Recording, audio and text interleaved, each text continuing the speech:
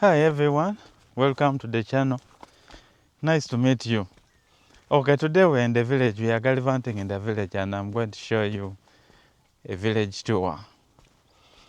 Of course, you may not have watched the previous video of the accident, but I reached Budaka town at midnight, and instead of getting accommodation, I decided to get a border man to bring me. Man, the other guy rode. He really ate the road, as they say. And so here I am breathing on the second day, and let's see how it is. I'm going to move through the water sources and the roads and show you and explain a number of things in the village. I hope you enjoyed this, and if you want to know how we do it in Africa in the village setting, this is the video for you. A number of these videos I'll be making, if that makes sense. My English teacher should be very proud of me, of how I'm constructing my sentences.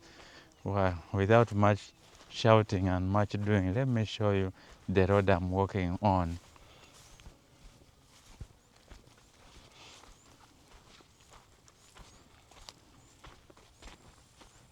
As the latest trend on Twitter and other online platforms say, we here don't judge much. With this, we are doing this for learning purposes. So the number of weird things you see here and you fail to comment. I passed by somebody's home where they use the nets for a seed bed.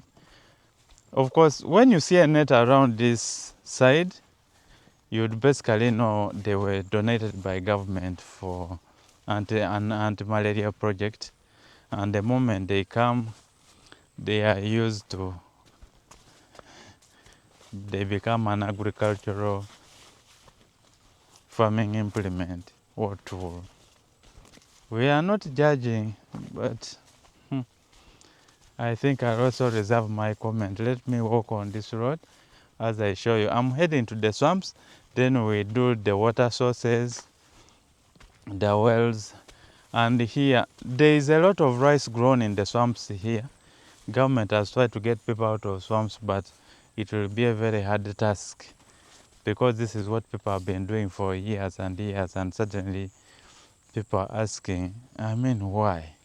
Because we have always done our rice.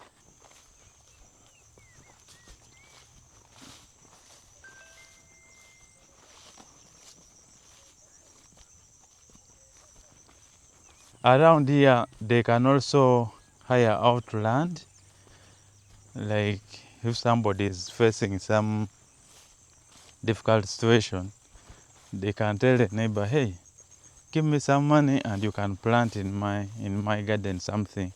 So you're basically hiring out land. And let me first take you to the swamp, then I come back and show you what somebody told me about a well. It used to be a well until something happened and people shifted.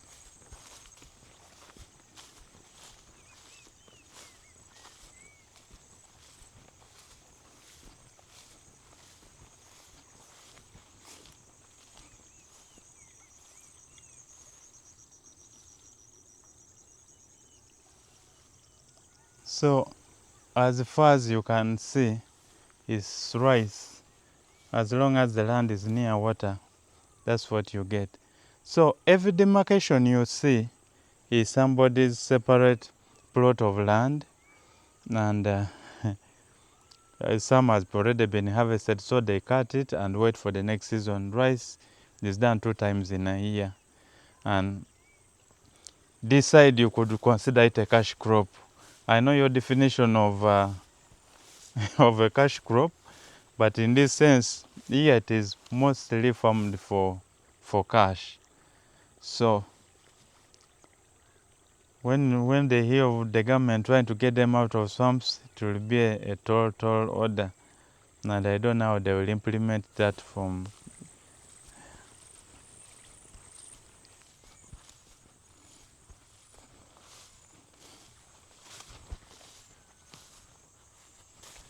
after some time here, you come to realize why people are moving out of towns. The birds are flying, you hear them sing. The breeze itself, there is no much noise, I mean. Goodness. You may call it backward, but I'm telling you, I think even my lungs appreciate the change in environment and scenery. So back to this well I was talking about. I was told a story. It was during the times of either Amin or Bote. It used to be the community well. So somebody was murdered and this body was brought and dumped there. And the village moved away from the well. You can imagine all those years have passed and it has never been used, and right now it is unrecognizable. So that story has always taught me a lesson. There are things you can do now, and in 15, 20, 25 years, you're paying the price for it. So it gives me some pause and reflection of the decisions you make and you take can have a long-time consequence. Right now, children are told there was a well here, and I mean, I doubt if it will ever come back. We are Africans and we like telling stories. Our stories move from generation to generation. The people we witnessed, I think if you go around, are very few, and actually most might be dead, but the story lingers and the well is no more. So the decisions you make.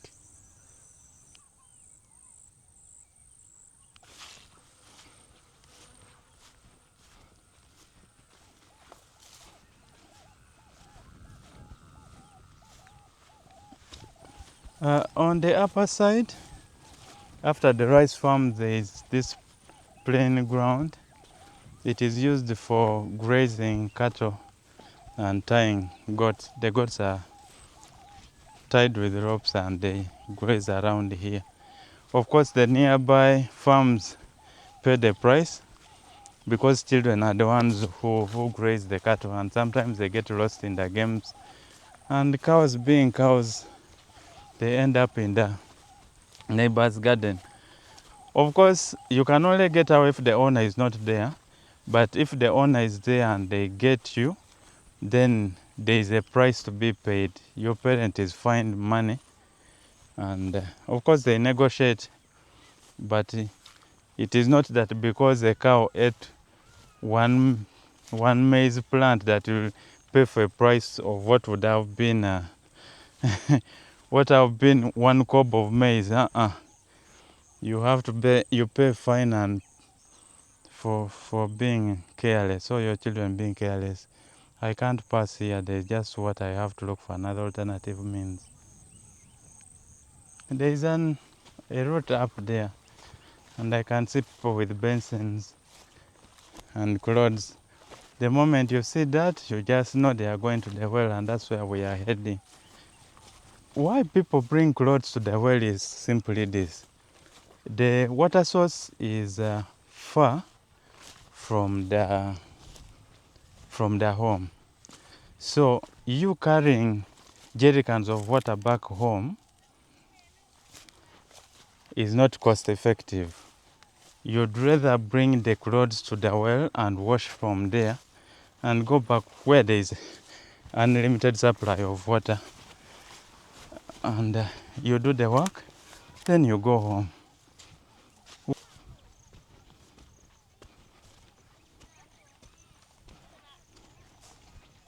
I say agriculture still employs 85% of Uganda's population, and so at this time, being the morning, nothing much happens apart from tilling the gardens.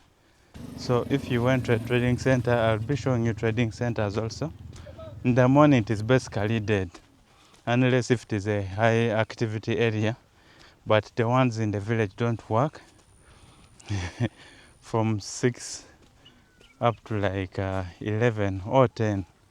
They don't work at all, as people are all in the garden stealing. So it would even make no sense for you to go when your customers are off.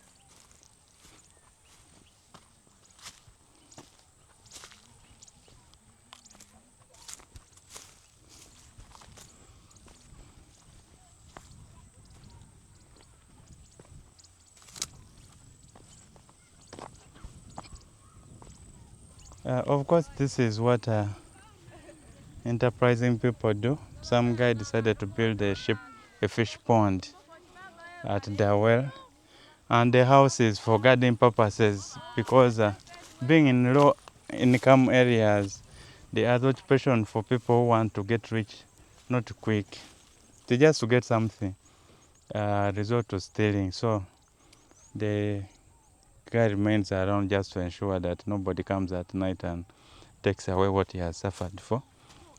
So the main activities I've told you here is washing. People bring bikes, people bring their clothes to wash, and it is a spring well, which I'll be showing you soon.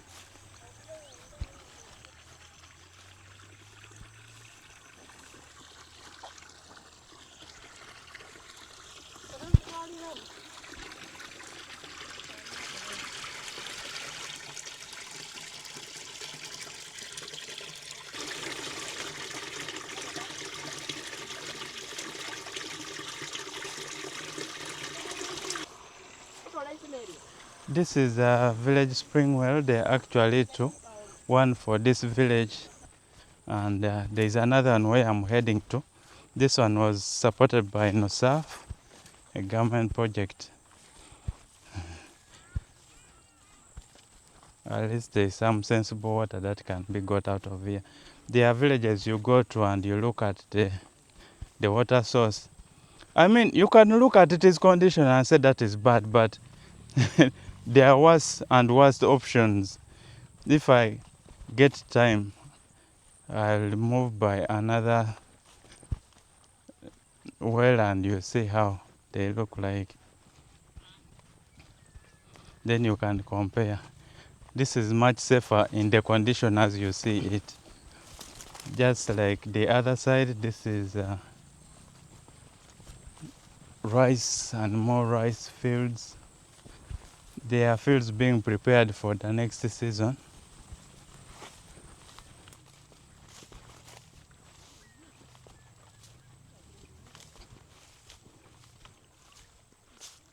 The reason why there are two wells almost next to each other can be explained just here where I'm going. There are times when the water overflows here and the people from this side cannot cross.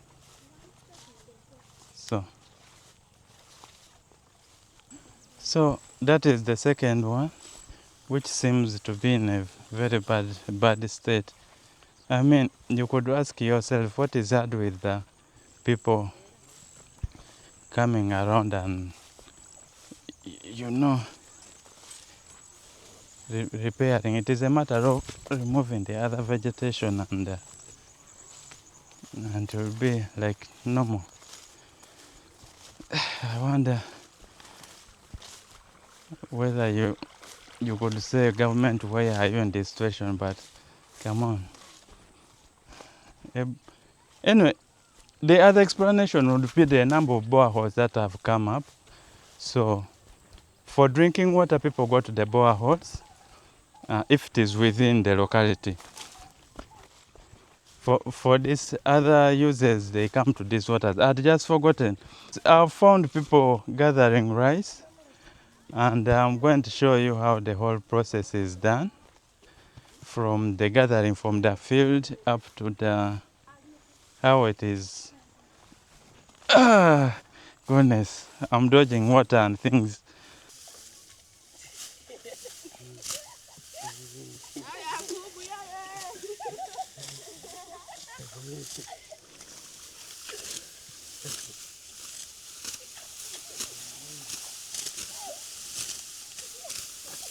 So they are cutting it up, and then it's given to people who carry it to where it is beaten. Yeah, basically beaten to. Hey guys, here is tricky.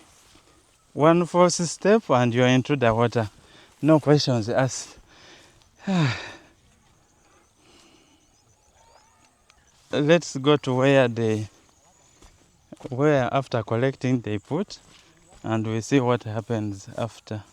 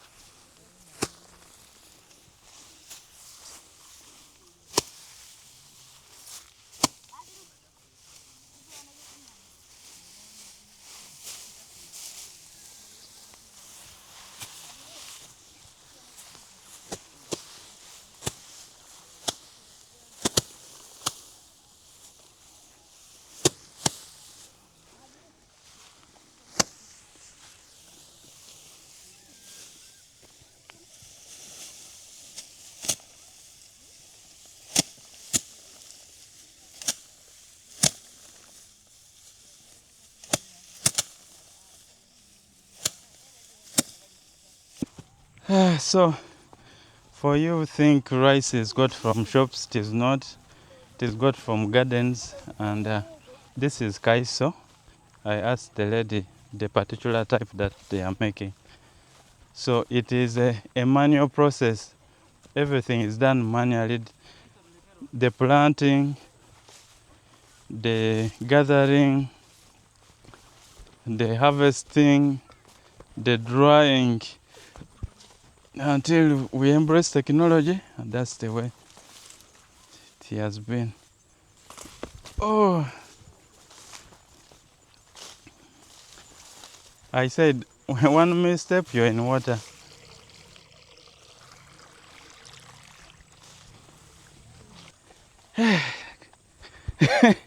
No, I didn't fall. It was luckily a dry place, but yeah, this is the occupational hazards of logging, right? Okay, please, like, if it reminds you of something of your childhood, you can put down in the comment section, and we reminisce this English of the good old days. And well, if you're new here, subscribe. There's more content coming. You don't want to miss this African content right wherever you are.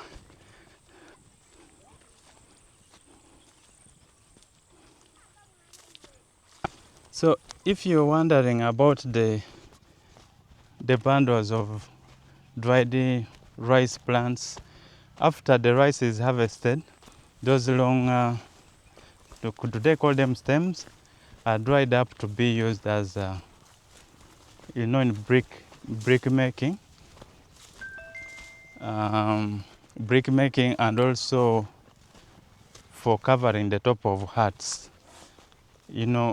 Formerly it was elephant grass that was used for covering up those huts, but because of the pressure on the land, because as populations grow, the land is turned to for farming purposes or agriculture. So there is no room for other plants like elephant grass. I mean, that have been replaced with iron sheets in the village. Now, you may look at these big stretches of land and think there is a lot of abundant land, but you are not looking at the families that survive on these portions. The average size around this side is around 6 to 12. So imagine when the son grows up, the son has to be given some land by the father. So they also keeps dividing and dividing until everybody has tiny plots. So they have to graze, they have to plant food. What they consider a plant that does not give them food will simply be dealt away with. I hope that explains. And by the way, that grass is sold. It is not for free that somebody has put there and you can come and just pick. It is paid for.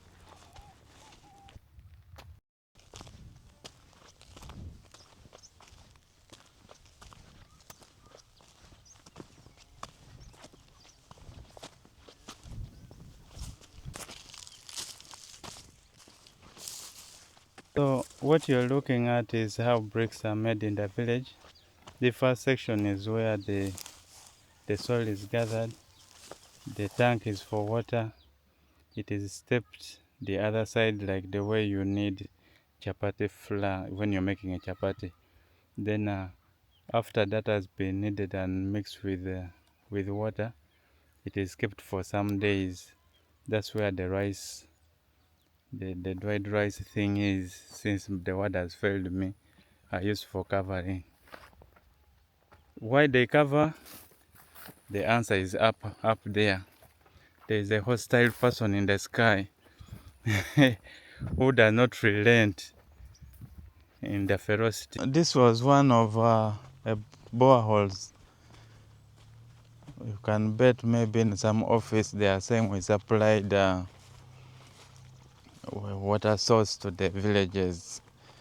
And right now the condition is